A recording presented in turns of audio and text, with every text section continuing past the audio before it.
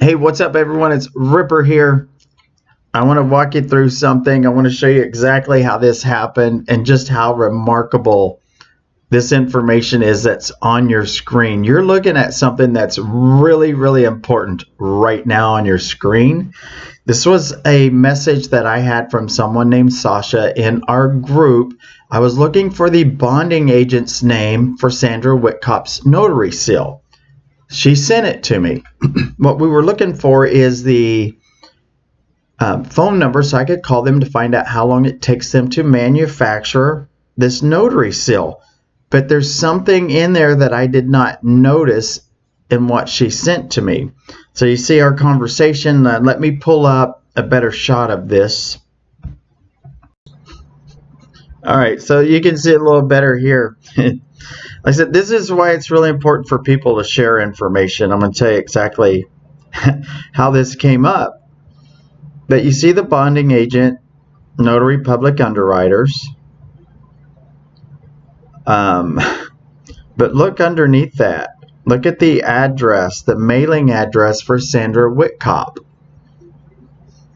It's 12802 Easy Street. Guess whose address that is? So when this renewal was sent in for this notary, guess where it was sent? It was sent to the same place that Carol lives. Guess who benefited from the notarized documents that Sandra's name was on? Carol did. I just wonder, did Sandra even know this notary seal was even made? I doubt she did, because I'm going to show you an article from Jerry Mitchell, and she says, I was just the housekeeper, as if she doesn't even know about the notary stuff. Let me show you this stuff. This is really remarkable, but look at that address where her notary stamp was sent and the date on it. Issue date 11/16/96. I don't know when she applied for it, but if she applied for it just shortly before that, and it took 7 to 10 days for that notary stamp to arrive, there's no way it would have been there on November 21st. November 21st is when the power of attorney and the will were signed, supposedly. So if that stamp has not been made yet, those documents would have had to be backdated. And it's my opinion that those documents were actually made after Dawn went missing, not before. They were file stamped a month after Dawn went missing. It's my opinion they were done after he went missing. They were backdated. If this notary stamp was not mailed out until November 13th, there's no way that it would have been able to be used on the power of attorney and the will, because it wasn't physically possible. The thing hadn't been made. So let me show you this article from Jerry, and I'll put the link in the description. This is just funny to me, because it's becoming so obvious now as to what happened. Okay, here it is. The title, The Will for Tiger King's Don Lewis may have been forged, and under it, notary who supposedly authenticated the will doesn't remember. And then he's got the quote of what she said, I was the housekeeper. So basically, Jerry had called her, asked her about the will, power of attorney. She didn't remember it, I believe, what we'll see in the article. But she also says, I was the housekeeper, meaning, like, why would I know about the will and the power of attorney and stuff? I was only the housekeeper. I wasn't doing that kind of stuff. I mean, that's how it seems to me. Here's the article that talks about this, and like I said, I'll put a link for the article in the description so you can read it all. But in the, I'll just read the first couple lines here. More evidence has emerged that the will for Tiger King's Don Lewis, a Florida multimillionaire who disappeared in 1997, may have been forged. The notary listed on the will and power of attorney remembers nothing about authenticating them. I don't remember a will at all, Notary Sandra Whitcop told the Mississippi Center for Investigative Reporting. I was the housekeeper. Come on, are you serious right now? This is crazy. So you have someone that was the housekeeper that does not remember authenticating the will for Don Lewis, nor the power of attorney.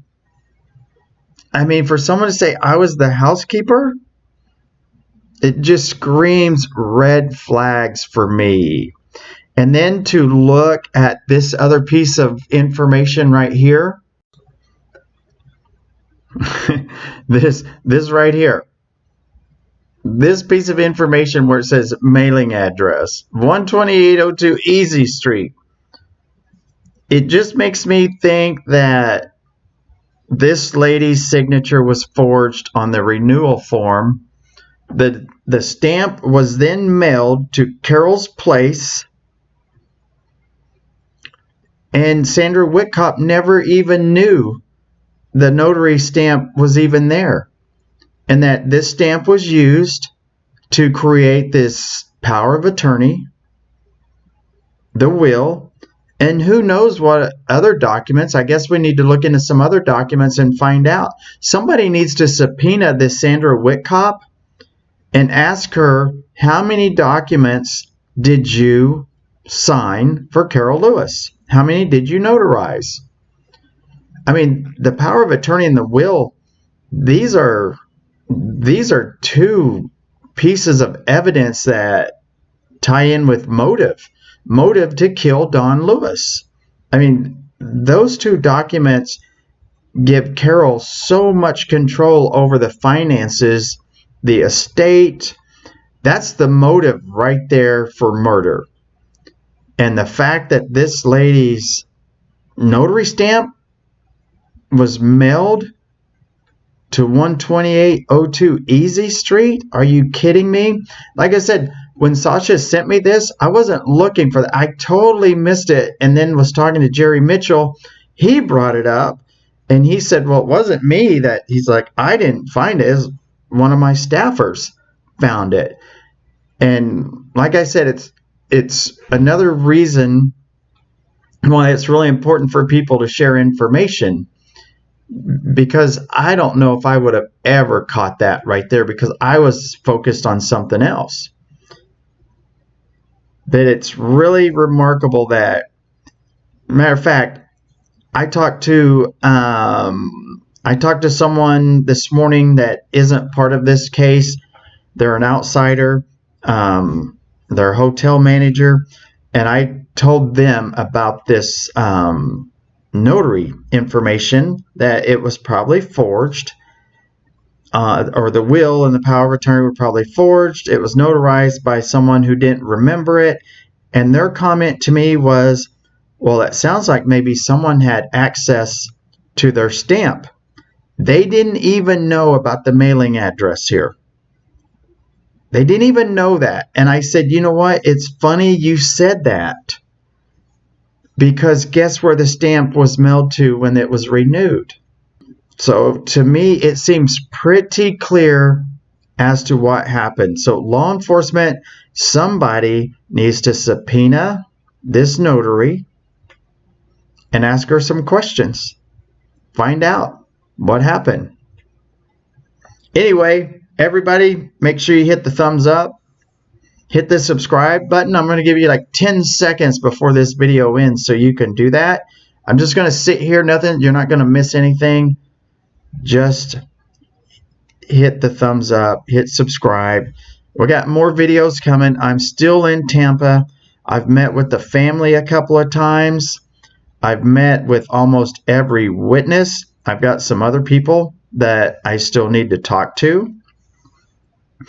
And I think next week, the Tampa Bay Times will be doing an article, or it could come out later this week.